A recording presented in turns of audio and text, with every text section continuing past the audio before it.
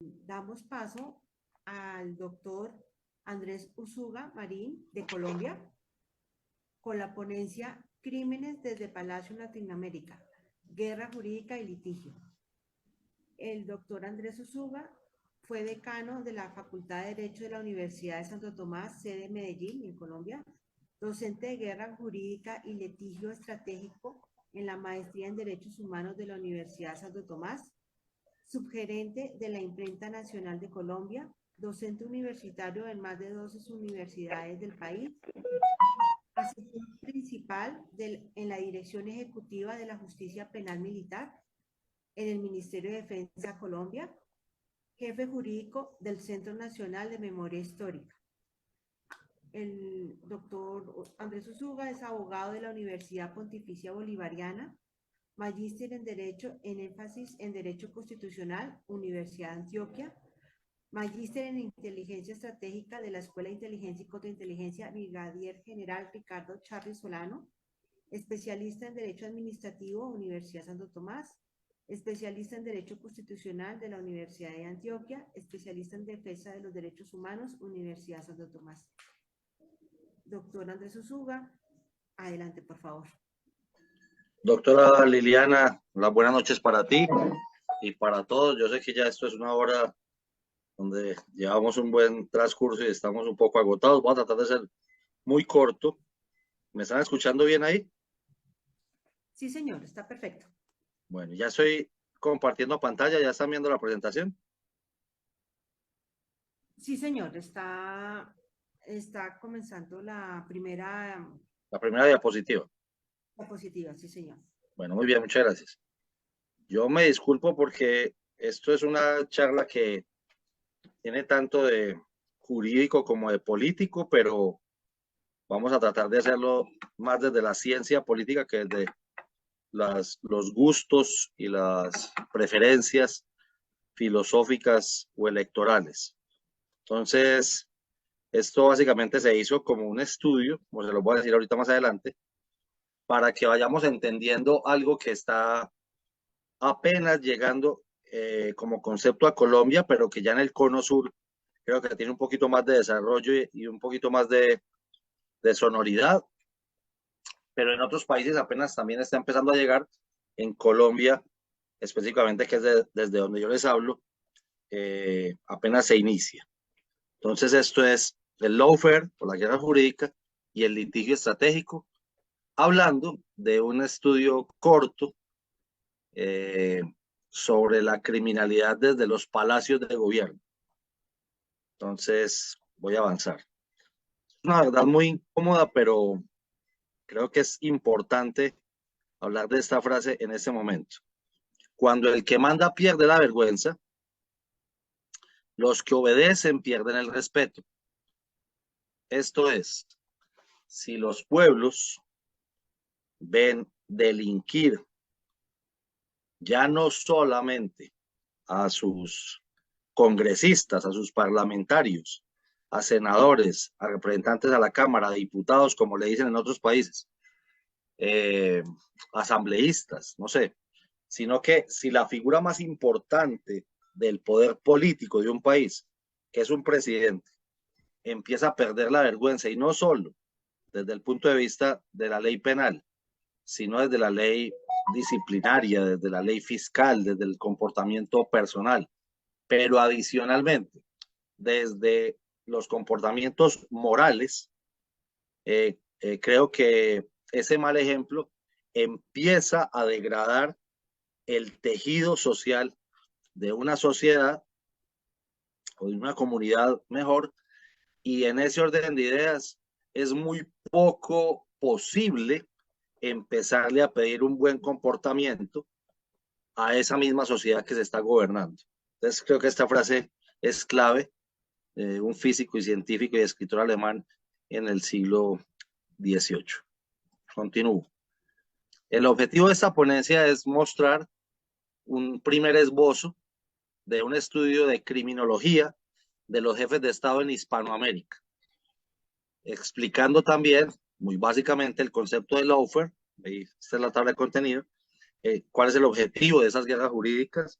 cuáles son los componentes básicos, qué actores, quiénes actúan ahí y cuál es la modalidad, que no es la única, pero cuál es la modalidad de este caso que estamos estudiando desde la criminología de los presidentes, de los jefes de Estado en Hispanoamérica, que se utiliza, que se utilizó para la guerra jurídica en contra o desde el palacio del que sea, de la Casa Rosada, del Palacio de Carondelet, de Los Pinos, de Miraflores o del Palacio de Nariño en Bogotá. Segundo, miraremos un presupuesto democrático, que es donde empezamos con esto. Tercero, la relación de las ramas ejecutivas del poder con los fiscales en las democracias liberales republicanas.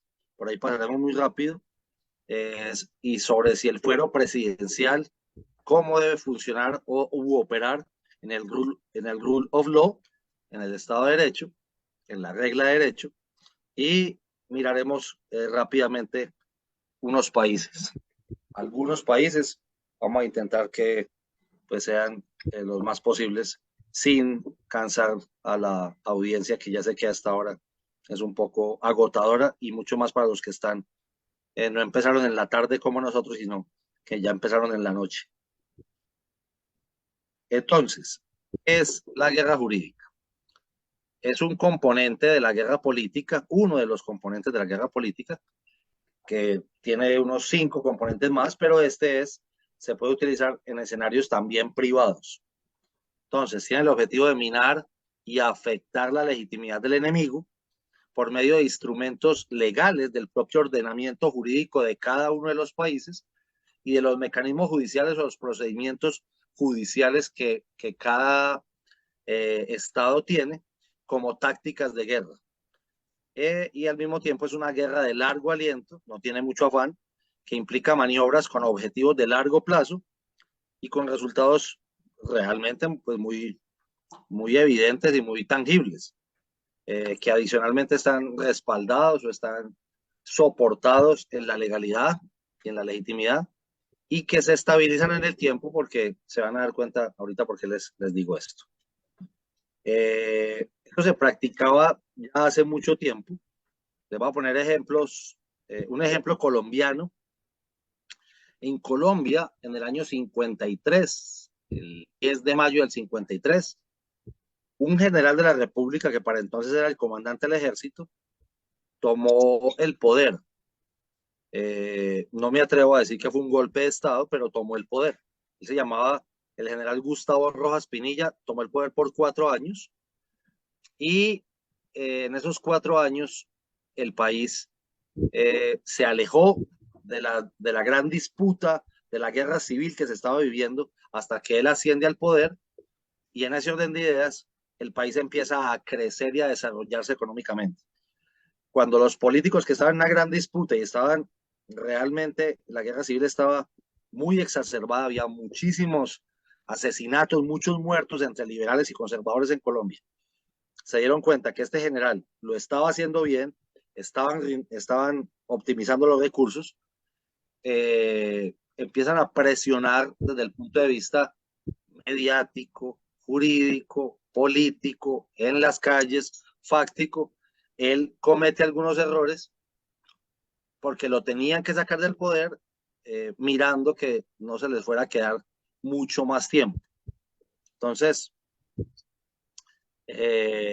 no solamente hicieron eso, sino que adicionalmente le promovieron una causa jurídica de indignidad. Él tuvo que desterrarse y asumir un proceso jurídico por una corrupción que terminaron sobreseyendo el caso, porque no hubo lugar.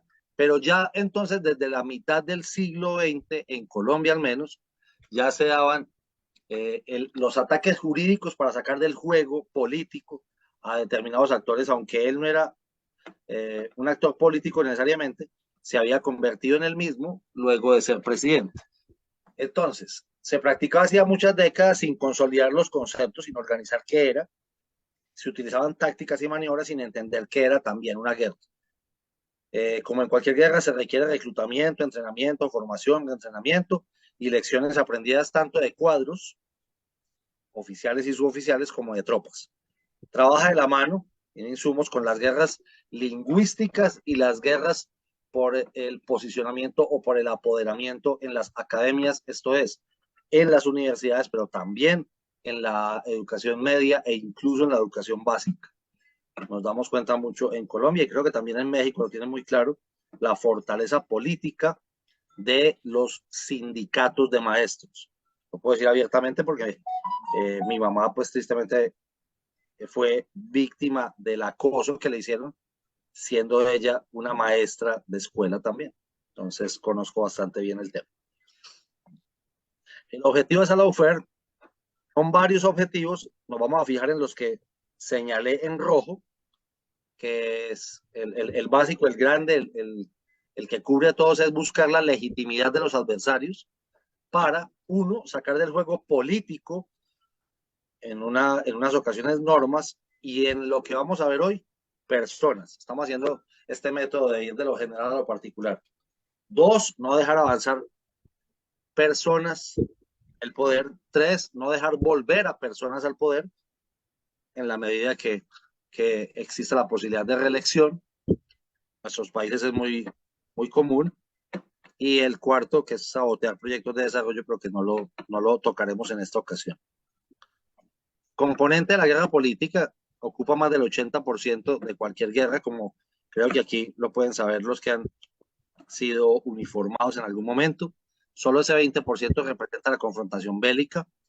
Los otros componentes de la misma son la academia, las masas, la filología, la guerra por las palabras. Recordemos que esta era la formación de base del señor Joseph Goebbels, la filología de la Universidad de Hindenburg, Alemania, y las organizaciones. Mucho más exacerbado esto en el tiempo que estamos viviendo ya con las redes sociales, que hasta hace pues 20 años, 15 años todavía no eran tan claros como elementos de una guerra. Al que quiera conocer doctrina de esto y de dónde surge, ya cuando se consolidan los conceptos desde el punto de vista académico, recomiendo estos libros, por eso los puse ahí. El de Thomas Reed, Desinformación y Guerra Política, y ese que está en chino, que tienen al lado derecho, es la traducción. Unrestricted Warfare, China's Master Plan to Destroy America. ¿Qué es eso? Es la traducción que hacen un oficial muy interesante, un oficial de la Fuerza Aérea de los Estados Unidos, que para entonces era coronel, se llama Charles Dunlap. Recomiendo no solamente este libro, si lo pueden conseguir, sino adicionalmente algunos artículos. Él hoy es un general retirado de la Fuerza Aérea y trabaja en la Universidad de Duke, en Carolina del Sur, si no estoy mal. Entonces, de ahí sale esa traducción, y ese manual, ese libro, que habían escrito dos coroneles del ejército chino, por allá en los años 90 más o menos, hoy es bastante consultado en todas las academias de posgrado de las Fuerzas Armadas de los Estados Unidos, y ya empieza a llegar pues también esa transferencia de conocimiento a las academias latinoamericanas y europeas. ¿Quiénes son los actores en estas guerras jurídicas? Juegan a organizaciones no gubernamentales. No sé cómo será esa figura en los otros países de donde nos están escuchando los compañeros. Se hace un apoyo foráneo, también de ONGs, inclusive extranjeras, que entran a apoyar denuncias y demandas, a veces sin conocer ni siquiera las causas, pero son bastante solidarias con eso. Corporaciones privadas e incluso híbridas, con actores que están ahí atrás actuando con intereses ideológicos. Colectivos de abogados, no sé cómo mirarán esto en otros países. A ver, son bufetes de abogados que se dedican al litigio estratégico específicamente, no a intereses privados ni de corporaciones, sino a demandas sobre intereses públicos o sobre personas de relevancia pública en cada país, consultorios jurídicos de universidades públicas y privadas. En Colombia, y creo que en muchos más países, existe un servicio social a los que vamos a ser abogados y nos tenemos, antes de graduarnos, tenemos que prestarle un servicio a la comunidad, algo así como abogados para gente de bajos recursos, de forma gratuita, monitoreados por profesores, y lo hacen los estudiantes de últimos años. Ahí también se juegan estos juegos. Y bufet de abogados ideologizados que juegan, evidentemente, o lobos solitarios, que son abogados que ni siquiera tienen bufet, pero que también participan de la guerra jurídica. Y adicionalmente, corporados organizados individuales, esto es, grupos de senadores, grupos de representantes, de diputados, que elevan denuncias o demandas colectivas ante los organismos de control y de investigación y juzgamiento en cada uno de los países.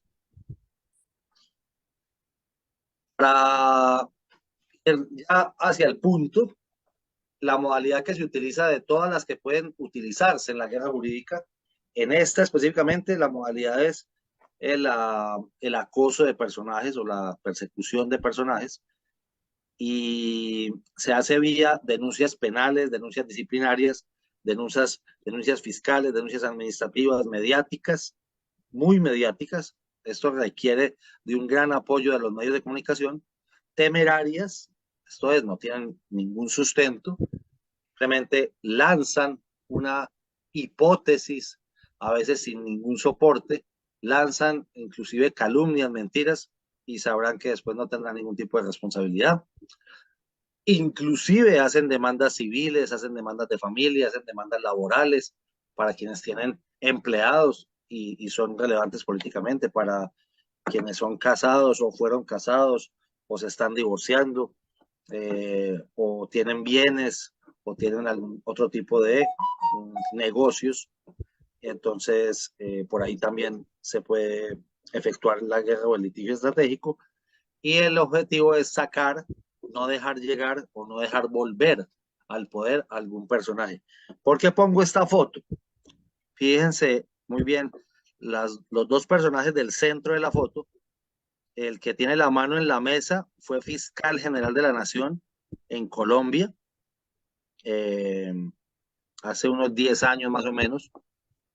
Cumplió su periodo completo, 4 años, y fue llevado a ser fiscal por parte del presidente de la época, postulado por él para que persiguiera a un expresidente de Colombia que ya se había vuelto enemigo del presidente que lo postuló a él. El que está al otro lado, que está de manos cruzadas, fue presidente de la Sala Penal de la Corte Suprema de Justicia colombiana, y adicionalmente fue presidente de la Corte Suprema de Justicia colombiana.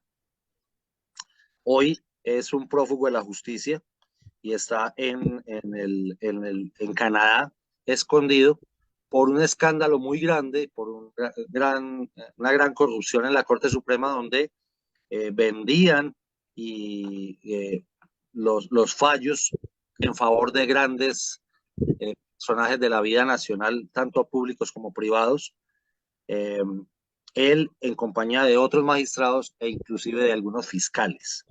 Se llama Leonidas Bustos, pueden buscarlo ahí en internet y encontrarán toda la historia.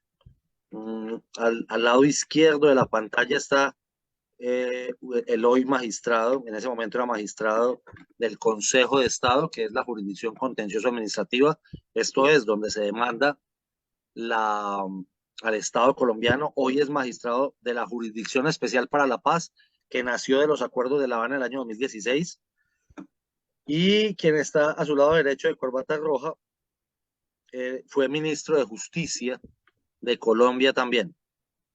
Los cuatro compartiendo pues ideología, y es bastante claro, creo que no es necesario ni siquiera decirlo, la pose de la foto con el cuadro que se ve atrás de ellos, en el despacho de un dirigente, presidente, gerente de la revista de peso político más importante del país. Ahí está bastante claro pues el cuadro que los inspira, o la ideología que los inspira. Continúo entonces, ahora sí, con el centro, el cogollo del asunto, que es los crímenes cometidos desde los palacios de gobierno. Entonces, en las democracias liberales, como las conocemos desde hace un poco más de 200 años, hay una presunción democrática que no está escrita ni en, a ver qué decimos, no está escrita ni en la Bill of Rights, ni en la Petition of Rights, ni en la Carta Magna de 1215, pero tampoco lo está en la Constitución de Filadelfia de los Estados Unidos, ni en la Constitución de la Primera República Francesa, que son las bases del Estado democrático liberal, pero se presume que a quien se va a elegir para que dirija los destinos de un Estado, sea el representante del Estado, sea el presidente de gobierno, sea la cabeza del Ejecutivo, es alguien virtuoso. Esa es una presunción que hacemos, pero como algunas presunciones de derecho, esta admite prueba en contrario. Y nos vamos a dar cuenta más adelante por qué es así. Ustedes se preguntarán, pero si es cierto eso, no dice, pues es lo que presumimos. Lo que presumimos es que elegimos personas virtuosas, pero adicionalmente, no solamente personas virtuosas, sino que su círculo de familiares y su círculo de allegados también lo es.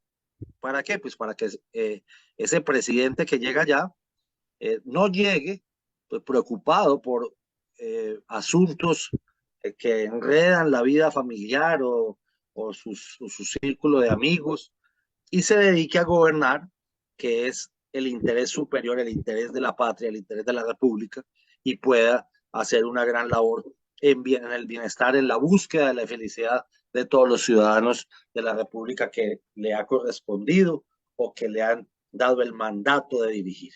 Esa es una presunción democrática que pues tristemente no es tan clara o tan evidente como debería serlo.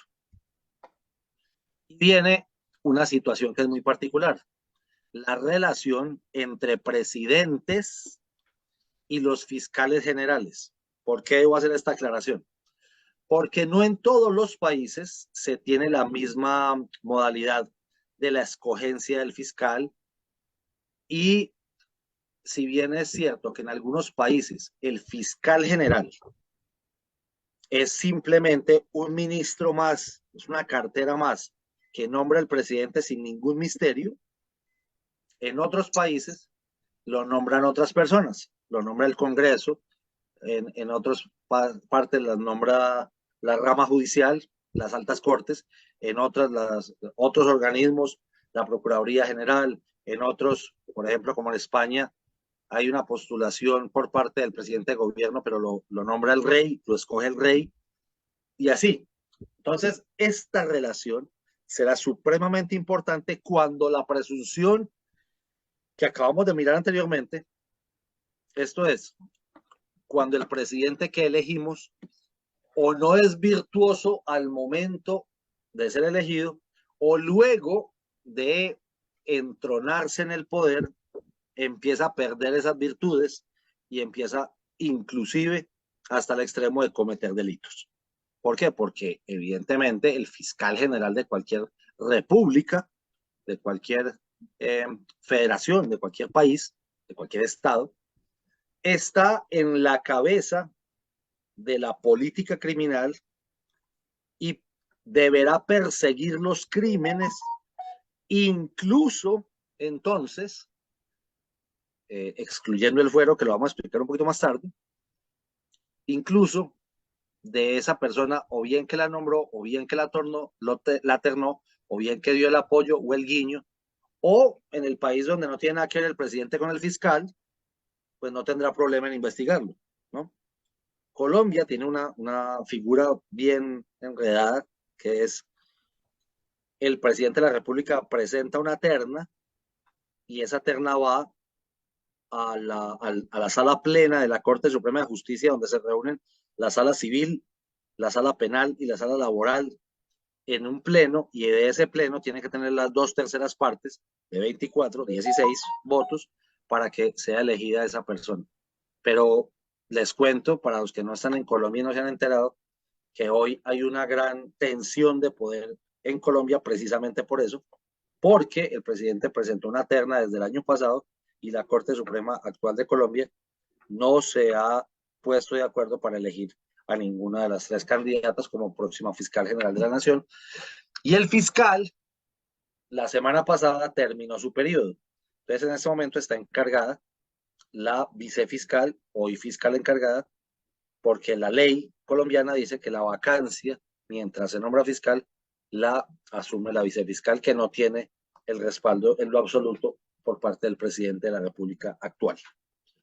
Eso es un problema distinto, pero el que lo quiera entender, por ahí está otro video mío en YouTube y me cuentan y se los comparto. Entonces, primera dificultad para mirar aquí. El fiscal es de la rama ejecutiva o de la rama judicial. Ya ahí hay un problema por resolver. El segundo, la elección, ¿cómo se hace? Lo que les acabé de comentar. El tercero, ¿qué perfil debe tener? Esto es, ¿simplemente basta con ser abogado o debe ser un abogado que tenga la especialidad o la experticia o la experiencia en el derecho penal, que es el que va a ejercer desde el punto de vista de la fiscalía, la investigación y la acusación? ¿Cuánto será el periodo? ¿Acompañará todo el periodo del presidente o no lo hará? ¿Acompañará medio periodo del presidente? ¿Acompañará solamente el primer año de los 4? ¿Acompañará solamente el último pedazo? Todo esto es importante. ¿Quién lo reemplazará en caso de ausencia temporal o definitiva? Esto es, si muere el fiscal o si renuncia el fiscal o si, no sé, pasa detenido el fiscal también, que también podría pasar. Entonces, eso es una discusión que hay que mirar con lupa en cada uno de nuestros países cuando la presunción democrática previa que había dado en el slide anterior no se cumple. Y también las transiciones gubernamentales son uno de los aspectos más importantes a ser observados en caso de lo que estamos hablando. Continúo. Venimos al fuero presidencial, entonces, ¿por qué? Porque tampoco es igual en todos nuestros países. El fuero presidencial en algunos países y el impeachment, específicamente, el juicio político al presidente, que generalmente se da en los parlamentos, que generalmente se da en los congresos, no se da de igual forma en Paraguay, en Ecuador, en Perú, en México, en Argentina que en Colombia. No es lo mismo. Nos damos cuenta que y esto debe ser muy claro en la Constitución porque siempre va a haber discusiones. No sé si recuerdan el tema cuando asume el presidente del Parlamento brasilero en la destitución de Dilma Rousseff, pero también cuando sale Lugo de Paraguay, pero también cuando sale Mel Zelaya de Honduras en el año 2009, pero todos los casos de Ecuador por la muerte cruzada con el Congreso que acaba de hacer el presidente anterior de apellido Lazo, en el Perú con el tema de Castillo, Fujimori. Son demasiadas bemoles porque cada constitución tiene un espíritu distinto en su impeachment, incluso los Estados Unidos también. A pesar de que es una federación, y mucho más cuando estamos en diferentes modelos, si son federativos, si son autonomías, como lo es España. Entonces, ahí habría que observar. Pero entonces lo que sí queremos mirar es, ese fuero se extiende, ¿cómo así? ¿Se extiende hacia dónde? ¿Se extiende hacia sus hijos? ¿Se extiende hacia sus hermanos? ¿Se extiende hacia su esposa? Porque también están existiendo las posibilidades de que las esposas pasen a reemplazar a los mandatarios, caso Argentina, con Cristina Fernández después del señor Kirchner. Y en otros países también se puede dar esa situación como se venía planteando para el caso España, más que España, Estados Unidos con la señora Michelle Obama.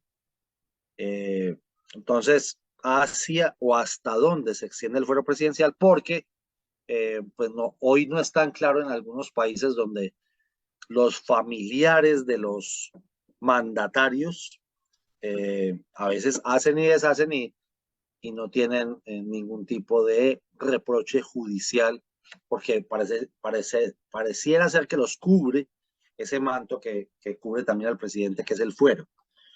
¿Cómo es ese fuero? Es un fuero de indulto, es un fuero de amnistías, es un fuero de perdón y olvido, es un fuero que cubre inclusive delitos previos a la posesión de ese presidente en el caso de que él haya sido, por ejemplo, haya cometido crímenes previos a ser candidato presidencial o presidencial. Si se cometieron crímenes durante la campaña presidencial, ese fuero se extiende hasta allá. Hay muchas cosas que resolver todavía porque creo que están pasando muchas cosas en Latinoamérica. Porque la última pregunta entonces sería, entonces la inmunidad que yo comparto deben tener los presidentes se está convirtiendo en impunidad. Creo que es para mirarlo. Y vamos al centro de la discusión. Casos específicos. En Argentina, gente que estuvo pues en la primera magistratura, como el señor general Videla, el señor almirante Macera, la familia Kirchner, el señor de la Rúa, y simplemente los menciono para decir que han tenido algunas investigaciones, algunos más murieron detenidos y en la cárcel luego de un perdón y olvido o de una amnistía que les habían dado, por ejemplo, a esa junta militar de la dictadura de finales de los 70, principios de los 80 en la Argentina. La señora Kirchner acaba de entregar su vicepresidencia luego de haber sido presidenta. No sabemos para qué fue vicepresidenta, si era para mantener ese halo del fuero, ese ser aforada. El señor de la Rúa no recuerdo muy bien si fue procesado o no, y si pagó algo de prisión o tuvo detención domiciliaria o alguna cosa así. La señora en Bolivia ya, Janine Áñez, detenida, condenada inclusive. El señor Evo Morales, de alguna forma, evadiendo la justicia con algún tipo de proceso también, porque nos damos cuenta pues que la justicia no es una justicia de ángeles ni de dioses, sino que es una justicia que también puede jugar al juego de la política y a veces lo hace muy bien. En Paraguay con el señor González Machi, en Perú muchísimos presidentes procesados, uno de ellos inclusive cuando van a hacer efectiva la orden de captura, toma la decisión de quitarse la vida, como el señor Alan García, el señor Pedro Pablo Kuczynski, el señor Alejandro Toledo, en los Estados Unidos, si no estoy mal, el señor Pedro Castillo, el señor Alberto Fujimori, que hoy comparten el mismo espacio de celdas por distintos motivos, inclusive por algunos parecidos. En Brasil el señor Collor de Mello, el señor Lula, que estuvo detenido, pero hoy vuelve a ser presidente y entonces nombra ministro de justicia o fiscal a quien fue el juez que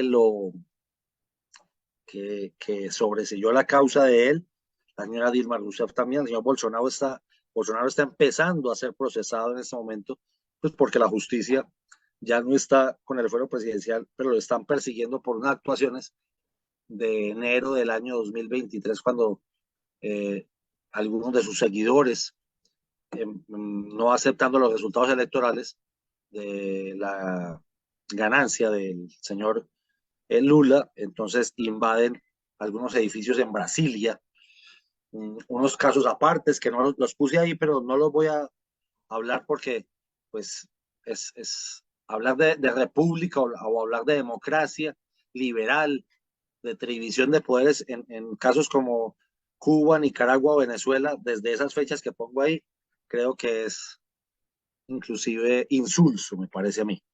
Pero hay que tenerlos en cuenta.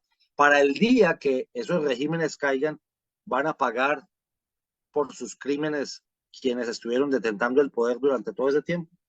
No lo sabemos, pero lo dejamos ahí planteado.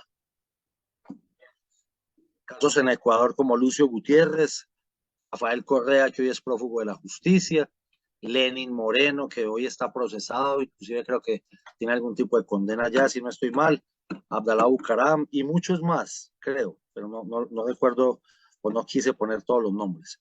En Panamá el señor Guillermo Endara, el señor Martinelli, condenados.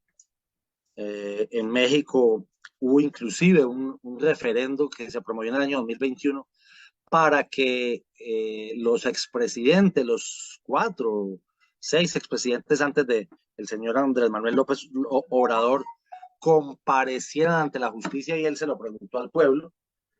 Creo que no prosperó el referendo, pero el señor Luis Echeverría, por un delito distinto a los de casi todos, que son temas de corrupción, como Salinas de Gortari, como Ernesto Zedillo, Vicente Fox, Felipe Calderón, Enrique Peña Nieto. Y no sabemos si eligiendo su candidata, que ya se acaba de presentar en México, la candidata que quiere reemplazar a AMLO, la candidata oficial, o si llega otra opción de poder con otra ideología, el señor AMLO también podría estar investigado en el futuro. Y casos, y traje 3 casos específicos que no son de Latinoamérica, también para decir que es que no es un tema exclusivo de los hispanoamericanos y que fíjense cómo el señor Nixon, antes de ser procesado, dimite y entrega el poder en el año 73, si no estoy mal, con el escándalo de Garganta Profunda o el Watergate. El señor Trump, que hoy está siendo procesado en varios tribunales federales, estatales, por cuenta de casos privados, por decirlo así, de su vida privada, pero también por el caso de nuevo, y en alguna cosa muy parecida a lo sucedido en Brasil, esa toma del Capitolio del 6 de enero del año 2022, si no estoy mal. En Canadá, el señor Trudeau, con unas acusaciones sobre corrupción bien complicadas, creo que no ha pasado nada. Y en Austria, miren ustedes, qué curioso, el señor Sebastián Kurz, nosotros que creemos, o a veces nos hacen creer que en esas altas latitudes, en el norte, en Europa, no existe la corrupción, allá se cayó el primer ministro de Austria por corrupción, el señor Kurz. Por eso traje estos pequeños ejemplos.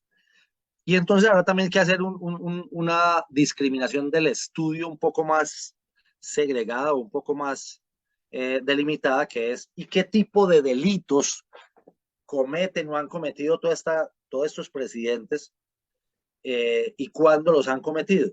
Si los habían cometido previos a ser presidentes, en campaña para ser presidentes, porque hay muchos delitos. Por ejemplo, el presidente más ilegítimo que me ha tocado vivir a mí en Colombia, el señor Ernesto Samper, llega al poder con dinero del narcotráfico en el año 94. Nunca pagó por su crimen, y yo no sé si habrá cometido algún otro crimen ya estando en el poder, pero en uno que estaba todo el acervo probatorio, como eran esos delitos del cartel de Cali en la campaña presidencial 94, pues el señor está libre y opina libremente, inclusive hoy es un gran asesor del gobierno actual en Colombia. Entonces, si es por delitos políticos como la sedición, la rebelión o la asonada es una cosa, porque esos delitos son indultables, creo que aquí y en cualquier parte de Occidente, o si son delitos de la administración pública, que también pueden ser previos o posteriores, esto es, no es que el presidente cometió un delito cuando era gobernador, no es que el presidente cometió un delito cuando era alcalde de la ciudad tal. Entonces, ¿cómo se ha procesado esto? O el presidente cometió delitos, inclusive después entonces el fuero en diferentes países, el fuero es eterno, es sempiterno, el fuero dura para siempre, el fuero solamente cubre los delitos entre el periodo de gobierno de él. Hay delitos comunes como el señor Luis Echeverría, que fue denunciado por un ataque brutal, creo que a su esposa o algo así. También podría ser a un hijo, a un hermano, a su madre. O son delitos de lesa humanidad, y ya ahí cambian muchas condiciones, porque ya no solamente es la justicia local o la justicia vernácula la que procederá contra ese presidente, sino la justicia internacional creada desde ese estatuto de Roma y con la Corte Penal Internacional en la ciudad de La Haya, Holanda. O algo que suena bastante traído de los cabellos, pero yo no lo descarto, fíjense ustedes, que llegue un presidente y que sea parte de forma clandestina de una organización criminal, o se vuelva parte de una organización criminal estando en el poder para favorecer a los intereses de determinada criminalidad que lo sostenga en el poder a punta de violencia o a base de dinero también, porque hoy el crimen transnacional, hay organizaciones transnacionales que tienen, como lo han venido diciendo acá mis dos antecesores, pueden tener inclusive más dinero que algunos estados. Entonces creo que eso también es importante de mirar. Terminé, creo que lo logré. Hice una ponencia corta. Gracias a ustedes por la oportunidad, por escucharme, por las sugerencias, críticas y oportunidades de mejora que tendremos ahorita en este feedback. Un Dios les pague a todos y los bendiga siempre. Un saludo muy especial desde la ciudad de Medellín, en el departamento de Antioquia, en la República de Colombia. Un abrazo especial para todos. Muchas gracias, doctor Andrés, por su exposición. ¿Tenemos alguna participación por pregunta o comentarios? Creo que los cogí muy cansados ya. No, espera. Tengo unos comentarios. Un momentico que se me volteó la pantalla. Ay, Dios mío. Me va a tocar leerlo así. Un momentico. Que estoy devolviendo. Ahí tengo una pregunta. Ahí tengo una pregunta de William Suárez. Me dice, ¿cree usted entonces que el sistema debe cambiar en Colombia? Si me pregunta sobre el sistema de fiscal general, creo que sí debe cambiar en Colombia. Debe cambiar. Creo que es bastante inconveniente que haya quedado como quedó consagrado en la Constitución del 4 de julio del 91, porque pone al presidente de la República y a la Corte Suprema de Justicia en una situación transaccional que no conviene para nada a la democracia, porque convierte a la Corte, le da esas funciones electorales, y al darle las funciones electorales la pone en una situación, la lleva hacia la política, y creo que no es para nada conveniente eso, transigiendo como es creo que la esencia de la política, con el presidente de la República, que tiene muchísimos cargos, beneficios, contratos, dinero para transar con quien sea, inclusive con los magistrados de la Corte, para que le elijan un fiscal que sea de su agrado. Creería yo que debería cambiar y debería pasar a ser un fiscal, un ministro más que dirigiera la política criminal por parte del presidente de la República. Lo que pasa es que tenemos que elegir es buenos presidentes, ¿no? Buenos presidentes para que no haya esos problemas que tenemos o que hemos tenido durante tantos años. A ver, yo veo más preguntas ahí. ¿Qué papel ha jugado esa? No, entonces, los delincuentes también pueden. ¿Qué derechos podría? No, esa no es para mí. No, aquí está el señor Germán Rodríguez, que dice que también es necesario hacer una reforma a la justicia en Colombia. Sí, yo creo que sí. Yo creo que la justicia requiere un ajuste hace mucho rato, pero aquí le tienen mucho miedo a las constituyentes, a las asambleas nacionales constituyentes, porque son una caja de Pandora y terminan colgándole, porque cuando se reúne el constituyente primario no tiene límites, es alguien que no hay cómo acotarle sus funciones. Entonces, da miedo que entregando unas funciones para que hagan algo, ellos tomen funciones para hacer algo más. Y no se sabe cómo va a quedar integrado esa constituyente, no se sabe de cuántas personas serían. Entonces, eso ha sido un gran problema de la justicia colombiana, Creo que la justicia requiere un cambio urgente. También tengo un contenido por ahí en YouTube de eso, pero no ha sido posible porque inclusive las reformas a la justicia, y creo que esa, la que más se acercó fue en el año 2012, la reforma a la justicia en Colombia pasan por la propia justicia, que no las deja pasar porque no quieren perder sus beneficios y toda la fuerza que han cogido. Entonces, es muy complicado así, es la verdad. Bueno, acá, bueno, es una pregunta que me gustaría que el señor William Suárez la hiciera personalmente o la leo. Como tú quieras, doctora. Dice, estamos de acuerdo, pero ¿cómo podemos hacer esto realidad en Colombia? Es decir, ¿cuál es el camino jurídico? Gracias. Yo creo, dicen por acá en mi tierra que el problema más que de flecha es de indio. El problema, nosotros sabemos qué hay que hacer. El tema es quién lo va a hacer y por qué lo va a hacer. Porque entonces no solamente es hacer lo correcto, sino hacerlo por las razones correctas. Que el pueblo realmente ha perdido mucha confianza en sus dirigentes. Creo que no es un problema solamente de Colombia, es un problema de la democracia a nivel mundial y ese problema se vuelve aún más grande al momento de tratar de optimizarla, porque muchos entonces dicen que quieren optimizar los sistemas, la estructura, los métodos, pero lo hacen simplemente para quitarle beneficios a sus enemigos y que queden en cabeza de ellos. Entonces es la cuadratura del círculo, o sea, se vuelve un corcho en un remolino, porque entonces no hacen esto por no hacer esto, pero entonces sigue funcionando mal. Y yo creo que es un llamado sobre todo a la academia, me parece a mí, en Colombia al menos, no sé cómo estará en los otros países. La academia va a ser más protagonista de la política, inclusive de la dirigencia. Entonces yo pongo un ejemplo. Porque, ¿cómo se debería elegir el fiscal general de la nación?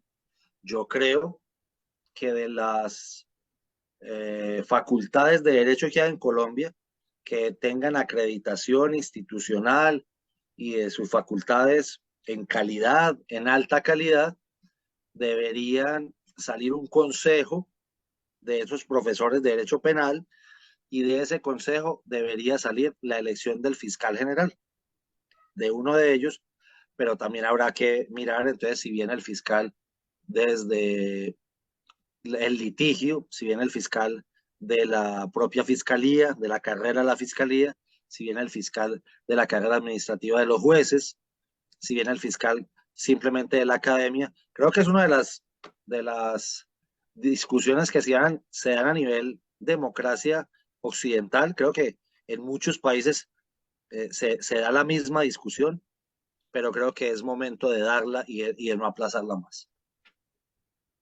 Bueno, aquí un comentario del señor Germán Rodríguez dice, aquí existen mafias en Colombia, clandestinas de familias que manejan las elecciones. Eh, Otro comentario del señor Germán Rodríguez, hace mucho tiempo la democracia en Colombia perdió al norte, solo queda en papel.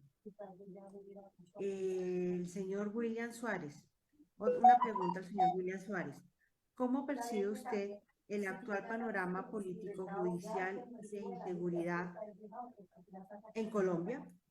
¿Y qué sugerencias usted nos puede plantear para mejorarlo, cambiarlo definitivamente? Yo tengo una muy mala percepción de la justicia colombiana, tristemente lo debo decir. Soy profesor hace más de 17 años en Colombia y lo que uno ve en vez de mejorar es que hay un decrecimiento de la misma increíble, porque creería uno que con la tecnología pues se avanzaría más. Aquí hay problemas grandes de la justicia que son muchos, pero te cuento dos o tres. Uno, la ineficiencia de la justicia, no solamente de la penal, Si tú presentas un caso civil o un caso laboral, la justicia tardía, en mi concepto, no es justicia. No puede ser que un fallo de primera instancia se demore 4 años para que la segunda se demore 8 años. Eso no es justicia. La falta de jueces, la falta de personas auxiliares en los juzgados que ayuden a descongestionar la justicia, que es uno de los más grandes problemas que tiene la justicia de Colombia, pero adicionalmente la escogencia y elección de los propios magistrados. Todo esto, casi todo, requiere voluntad política y recursos. Y los políticos, los congresos, que son los que determinan los presupuestos, no les interesa que funcione bien la justicia. ¿Por qué? Porque los primeros juzgados serían ellos o sus familiares. Entonces, creo que ahí hay un tema de, probablemente, sí tendría que haber una Asamblea Nacional Constituyente, que el constituyente primario se reuniera, pero no, que no fuera un constituyente, va a sonar horrible, pero que no fuera un constituyente que pudiera ser elegido de ciudadanos del común, sino de gente con unas calidades probadas, no solamente desde el punto de vista de formación, sino desde el punto de vista ético. Y eso es muy subjetivo. Es muy complicado escoger un grupo de sabios que modifiquen la justicia o la estructura del país para que esto mejorara, porque reitero y vuelvo al primero de los dichos, el problema más que de flecha es de indio. ¿Hay alguien más que quiera hacer alguna pregunta o comentario? A ver, ¿qué más hay? El señor William Suárez, gracias mil por su ponencia y sus respuestas. Dios lo bendiga. Amén. El Dios señor les pague. Rodríguez, no solo usted, doctor Andrés, los libres pensadores, hace rato que tenemos una percepción regular de la justicia. Está lejos de la ética en muchos juzgados y cortes. Así es, tristemente es así. Tristemente estoy muy de acuerdo con esa percepción. Bueno, ¿alguien más con algún comentario o pregunta? Bueno, entonces en este caso damos por finalizada la primera sesión del seminario. Agradecemos la ponencia del doctor Andrés Usuga. Un fuerte Dios les abrazo. pague a todos.